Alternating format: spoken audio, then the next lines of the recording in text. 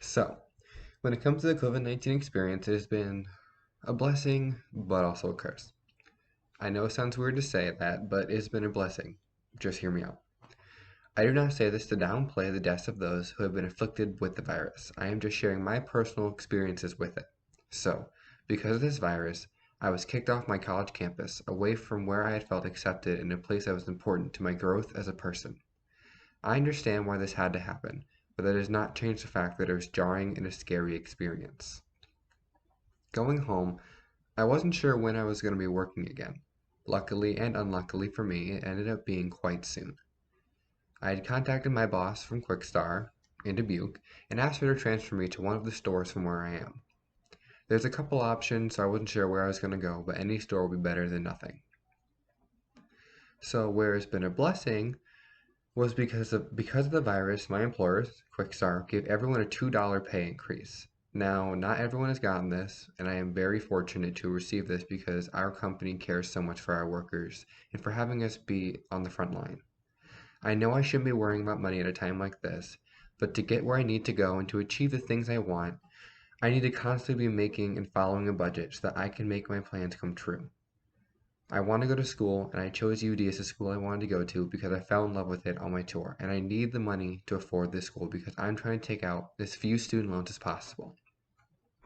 As of right now, I work 40 to 45 hours a week on top of my classes. It seems like a lot. It is a lot. As I've talked to some professors, I have been open and honest with them that I am struggling, but I'm doing the best I can. I only work this much because I need to pay for school. This brings on in the economic impact. Because of the virus, not everyone has been lucky enough to be able to work like me. My siblings had lost their jobs, and almost all of my friends lost their jobs too. Not everyone is as fortunate to be able to continue to work. Many people that come into Quickstars told us that losing their jobs terrified them because they weren't sure how they would make it through. The uncertainty of not having a job has caused the population to panic, which I completely understand.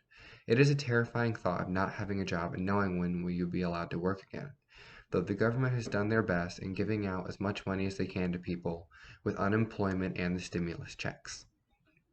Though I did not receive one, which honestly it kind of sucked, but I'm doing what I can anyways to make it work.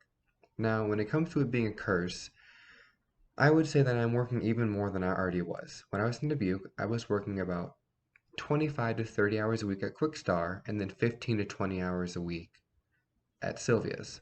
Though that is more hours where I'm working now, Sylvia's is not as heavy with customers constantly like Quickstar is, and the amount of work is a completely different load. Though I would say that I need to work more at the one in Quickstar where I am now, just because the older people had to take time off because this is not a safe environment for them to be out. Many of them were not taking the precautions they needed to, and they were not really listening to the CDC.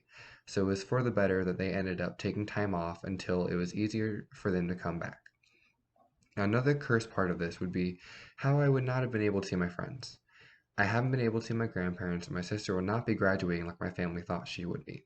This has been very hard on my family because it's been very important for everyone to come see her graduate, and it was in everyone's mind that at the end of May they would get to see my sister walk across the stage. I've been trying to keep up with all my friends, though it's been a little bit difficult. Everyone, even though we're at home, has been very busy trying to keep up with school and their different home lives. I know it's been a long struggle for everyone doing online classes, but I firmly believe that we have gotten through this as best as we could. I have struggled, I know my friends have struggled, and it's not our ideal situation, but we've made the best that we can. We will continue to do our best, even though it seems impossible. This has definitely been a learning curve, and it will be a mark in history that everyone will remember and will be talked about in future generations for how the country reacted and how the world reacted.